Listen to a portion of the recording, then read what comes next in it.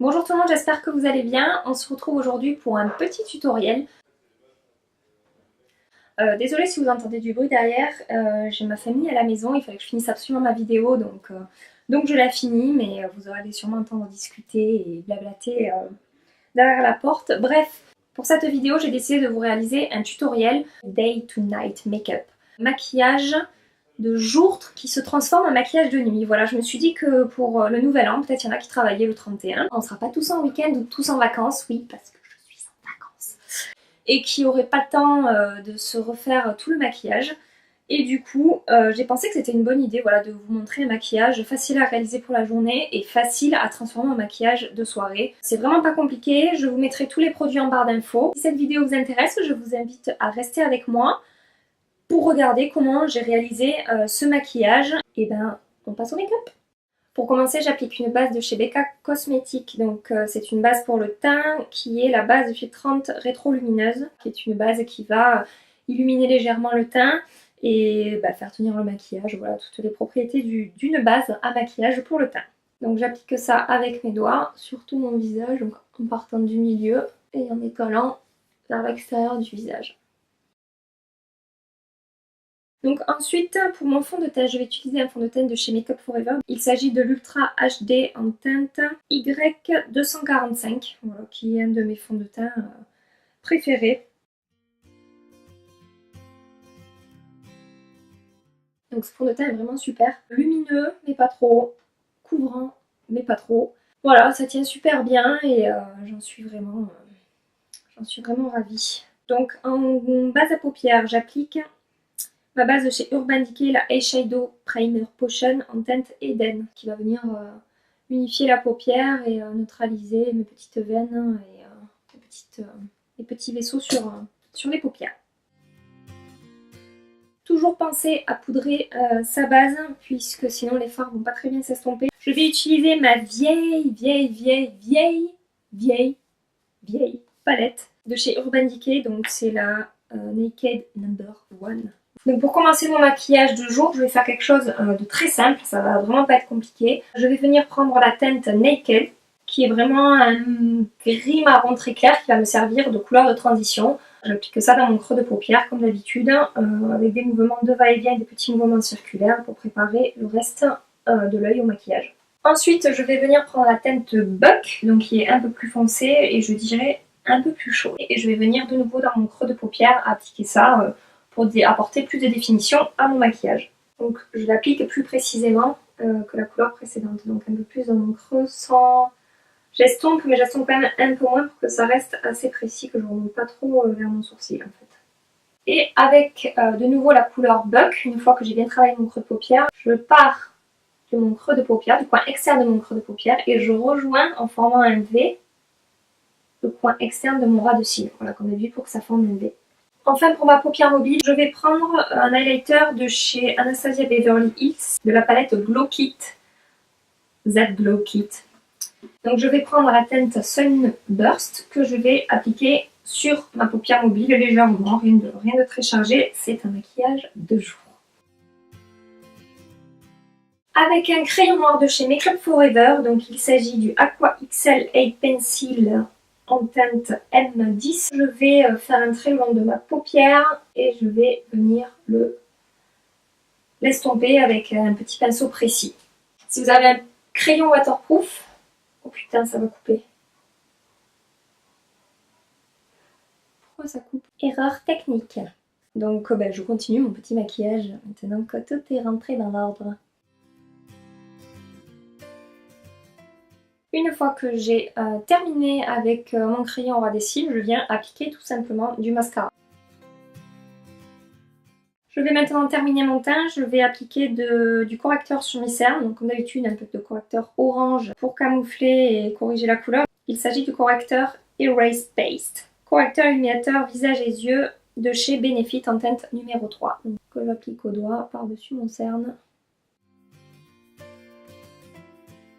Donc maintenant, mon petit anti-cerne que j'adore, qui est le Pro Longwear Concealer Cache Cerne de chez MAC en teinte NC30.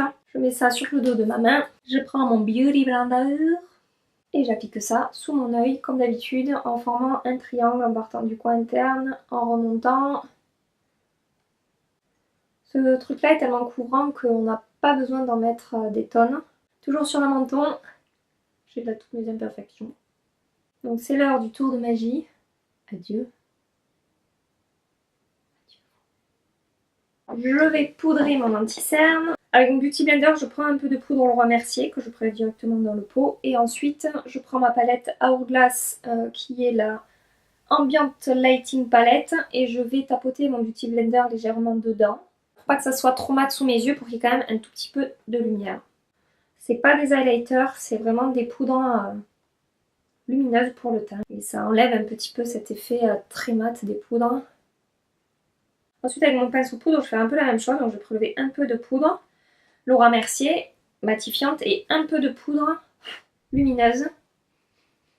Et j'applique ça sur le reste de mon visage. Je vais seulement appliquer un petit peu de bronzer. Je prends mon bronzer de chez Too Faced qui est le Chocolate Soleil en teinte Medium Deep. Et j'applique ça comme un bronzer comme d'habitude, les joues, le long des tempes en formant un 3 jusqu'à la mâchoire. Maintenant, je vais apporter un peu de couleur à mes joues. Donc, je vais utiliser un blush de chez H&M qui est le Rosy Brown, qui est vraiment un blush qui va avec tout. Et les blushs H&M sont vraiment de très bonne qualité. Ils font pas mal de maquillage qui sont de très bonne qualité. Leur rouge à lèvres, leur vernis. Voilà, j'ai pas pu tout tester, mais je sais que ils ont vraiment réussi leur gamme maquillage. En tout cas, certains produits sont vraiment très réussis.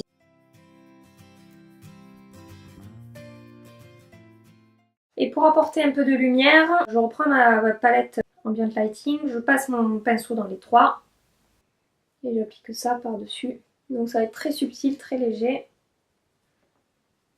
Pour terminer les yeux, je prends un pinceau biseauté, je prends la teinte Creep et je vais venir déposer ça le long de mon ras de cils inférieur jusqu'au 2/3 en partant du coin externe. Ensuite, avec un autre pinceau biseauté mais propre, je vais venir prendre la teinte Buck et je vais déposer ça par-dessus le noir que je viens d'appliquer pour estomper le noir et que ça soit plus diffus et plus joli. Je reprends ma petite palette d'highlighter et avec un pinceau précis, je vais venir appliquer toujours la teinte Sunburst dans mon coin interne. Un petit coup de mascara au ras des cils, toujours très légèrement. Je prends mon crayon de chez Marc Jacob qui est un crayon couleur champagne lumineux et j'applique ça dans ma muqueuse pour de nouveau agrandir mon regard. Pour le rouge à lèvres de jour, je vais appliquer un rouge à lèvres de chez H&M aussi puisque je vous ai dit que le rouge à lèvres était de bonne qualité et que j'ai utilisé le blush et je me suis dit que j'allais utiliser au final le rouge à lèvres aussi pour que vous puissiez les voir en action si ça vous intéresse. Donc je l'ai en teinte Cream Cheese Nut. Et pour un peu plus de couleur, je vais le mélanger avec Rust Me. Donc voilà pour le maquillage de jour, c'est quelque chose, comme je vous ai dit, d'assez léger sur les yeux. Bon, c'est quand même un maquillage travaillé, hein. C'est pas du no make-up make-up, on voit que je suis maquillée, mais voilà, c'est pas non plus un maquillage de fête, en tout cas pour moi.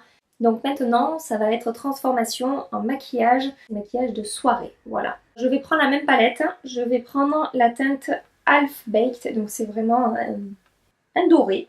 Je vais prendre un pinceau synthétique, je vais même appliquer du presse-fixant sur mon pinceau. Je vais appliquer ça donc par-dessus tout ce que j'avais déjà appliqué sur ma paupière mobile. Voilà, puisque c'est doré, c'est festif, c'est lumineux, on est content. Je prends un pinceau creux de paupière assez précis pour pas trop dépasser sur le doré. Je reprends la teinte Buck et je viens appliquer précisément dans mon creux. Avec un pinceau précis, je vais prendre la teinte Dark Horse et je vais appliquer ça légèrement dans le coin externe. Un coup de crayon le long de mes cils. Et je vais également appliquer ce crayon noir dans ma muqueuse pour que ça fasse un peu plus chargé. Avec mon pinceau précis, je prends la couleur Half Baked, donc la couleur dorée toujours, que je viens appliquer dans mon coin interne. Et pour le maquillage des lèvres, pour la transformation pour la nuit, je vais appliquer un rouge de chez Kat Von D qui est le Nosferatu, qui est un rouge à lèvres liquide. Et par-dessus, je vais appliquer un rouge à lèvres irisé, doré.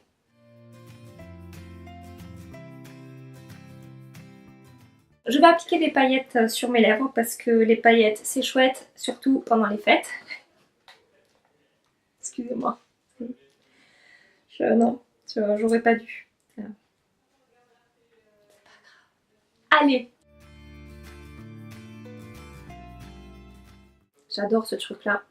Pardon, je vous ai pas dit ce que c'était. Donc c'est le Lip Topper Skinny Dip de chez Jouets Cosmétiques. Voilà pour le résultat final maquillage de jour transformé en maquillage de soirée.